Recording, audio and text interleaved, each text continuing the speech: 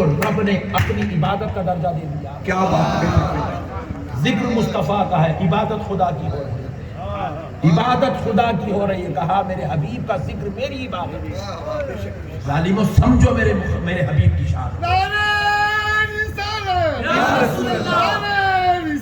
یا رسول اللہ. اللہ جانتا تھا یہ بدبخت باہر نکلیں گے، فرض واجب قرآن حدیث کے چکروں میں پڑھ کے میرے نبی کا ذکر نہیں کریں گے. اللہ جانتا تھا یہ میرے نبی پہ نہ سلام پڑھیں گے نہ درود پڑھیں گے. اللہ جانتا تھا یہ میرے نبی کی نہ عظمت بیان کریں گے نہ رفعت بیان کریں گے. اس لیے اللہ نے کیا کیا؟ اپنی عبادت میں مصطفیٰ کے ذکر کو شامل کیا. اللہ نے کہا بندو تم میری کیا مٹھی عبادت کر سکتے ہو؟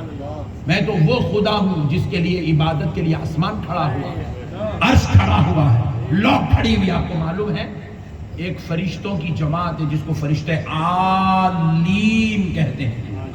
فرشتے عالین ہیں وہ فرشتے. جب سے فرشتہ بنا انسانوں سے پہلے، جنات سے پہلے، جب سے وہ فرشتہ مخلوق عمل میں آئی ہے، اس کی خلقت ہوئی ہے، اس وقت سے وہ فرشتوں کی ایک جماعت جس میں اربوں کھربوں کروڑوں فرشتے ہیں، وہ صرف ایسے خیام کر کے ایسے کھڑے ہوئے.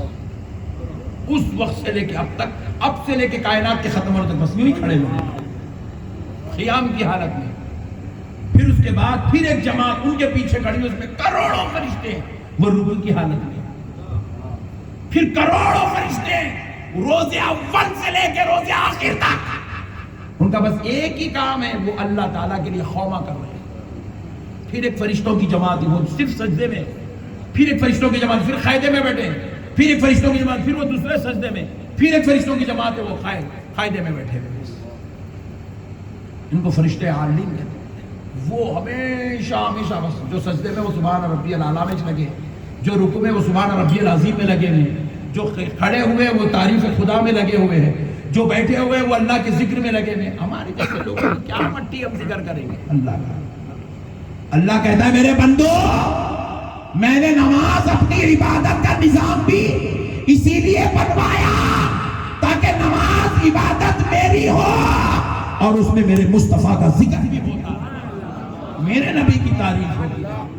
اسی لیے پوری کائنات کا کوئی ملا ہر مسئلے میں جھگڑا کر سکتا ہے. فاتحہ پہ جھگڑا، سلام پہ جھگڑا، میلاد پہ جھگڑا، 11ویں پہ جھگڑا، انگوٹھے چومنے پہ جھگڑا کر سکتا ہے، مگر کسی کی ماں نے اب تک کوئی بیٹا نہیں جنا جو نماز کے مسئلے پہ جھگڑا کرتا ہے.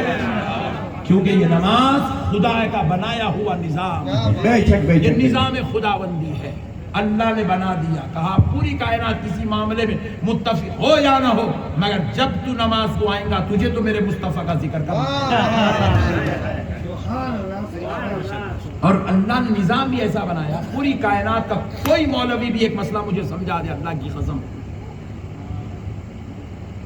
خیام کر کے، رکوع کر کے، خوما کر کے، سجدہ کر کے، جلسہ کر کے کوئی اپنی نماز کو بغیر قیدا کیے مکمل کر سکتا نہیں کر سکتا.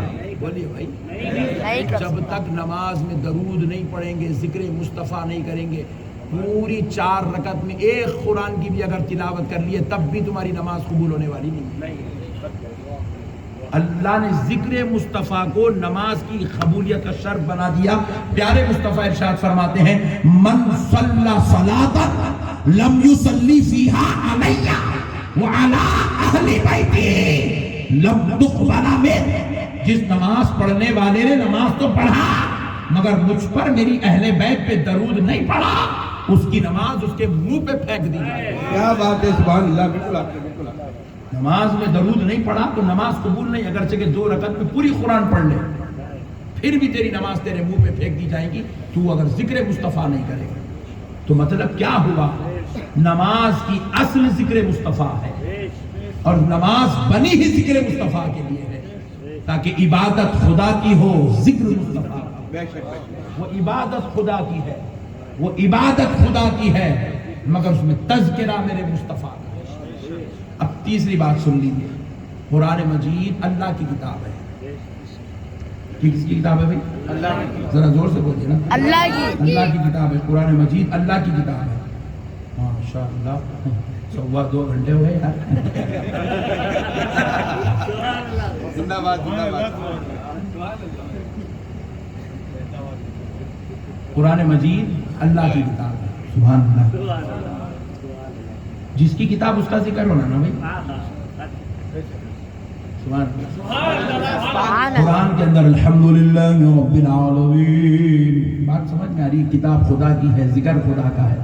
اللہ لا الہ الا هو الحی القیوم.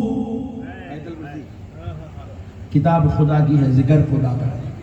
وَإِلَٰهُكُمْ إِلَٰهٌ وَاحِدٌ لَا إِلَٰهَ إِلَّا هُوَ الرَّحْمَٰنُ الرَّحِيمُ. عبادت خدا کی ہے, ذکر خدا کا ہے, کتاب خدا کی ہے, ذکر خدا کا ہے. هُوَ اللَّهُ الَّذِي لَا إِلَٰهَ إِلَّا هُوَ. کتاب خدا کی ہے, ذکر خدا کا ہے. الملك القدوس السلام المؤمن المهيمن العزيز الجبار عزيز